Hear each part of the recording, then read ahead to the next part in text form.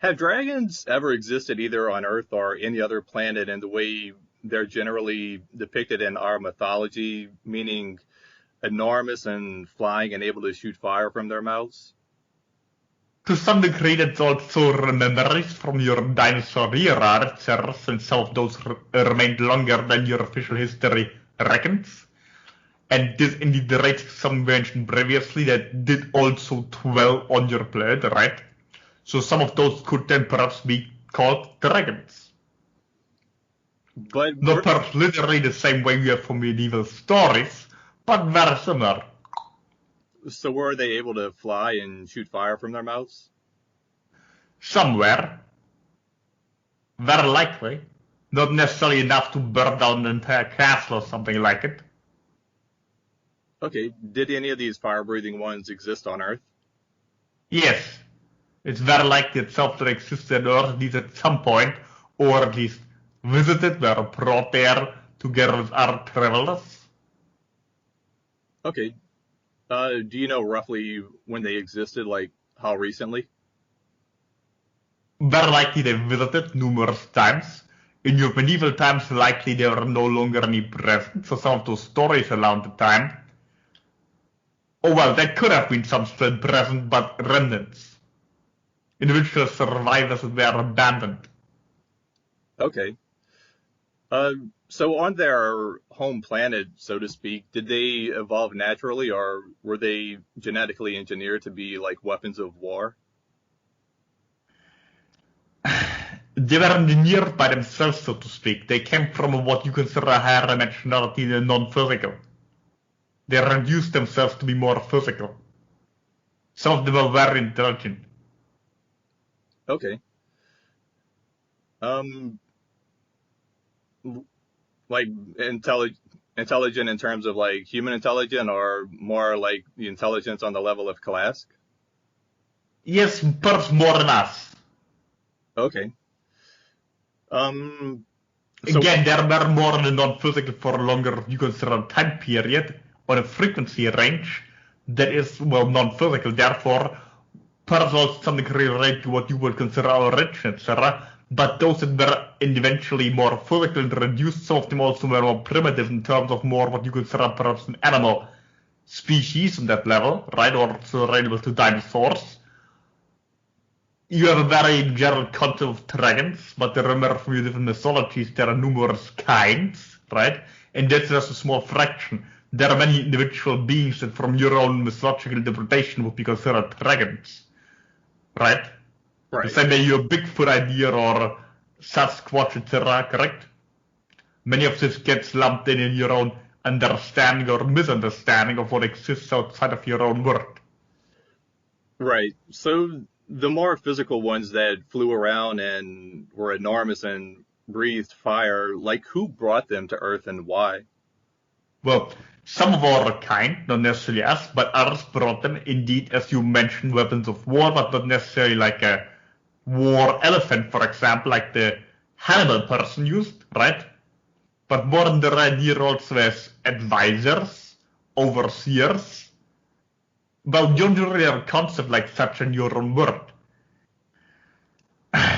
Many of them were also not necessarily aligned with one side or the other.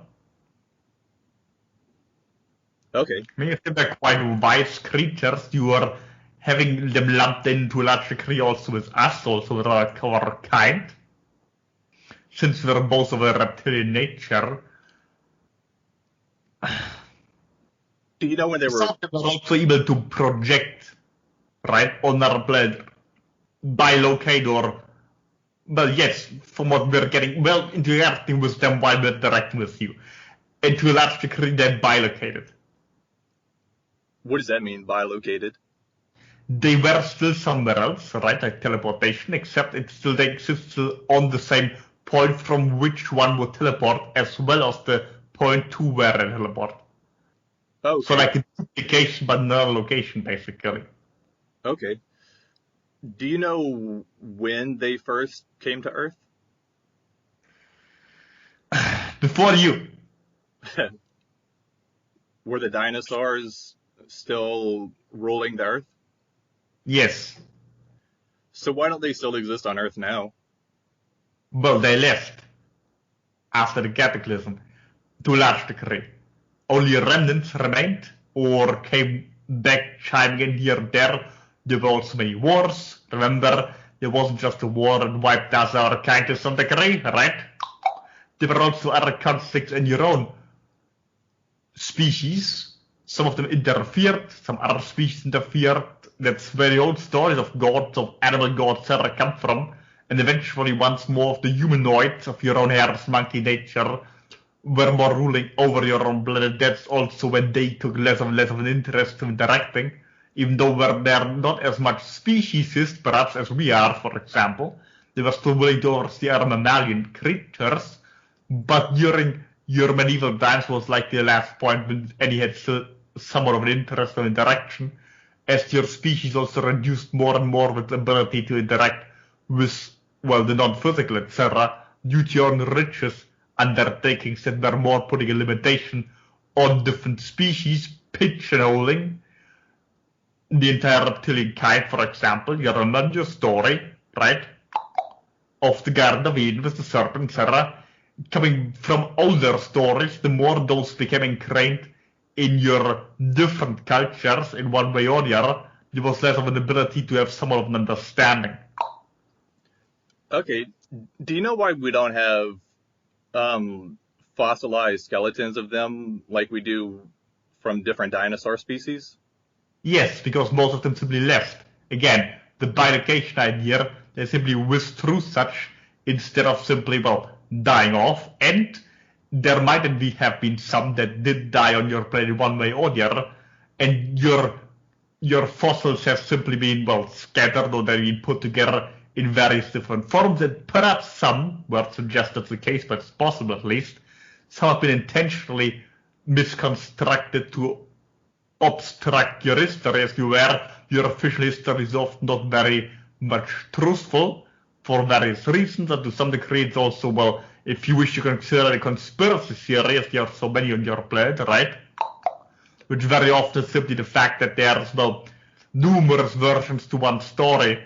In this case, it's at least possible that something has been hidden or destroyed if it was found, because different cultures on your world at some point or another had an interest in preserving their own version of history. If something didn't fit, it was destroyed or hidden, etc. So it's indeed possible there need to be some fossils somewhere that simply get intentionally hidden or even smashed over. But then again, the reason you're finding larger amount of such is very likely due to the fact that they simply withdrew their relocation or they just physically left. Okay. So can you describe the general science behind how they're able to breathe out fire? I mean, like, does their body create some flammable liquid? Their higher intelligence, just led up to the earlier ideas, therefore they had the possibility to switch back and forth, unlike dinosaurs. And now for the fire idea, yes indeed, there was a biological function. It was also, again, not to the degree that they could, like a flamethrower, right? Much less than such. Perhaps more gas-like, right? So was it kind of like... water. Okay. Yes.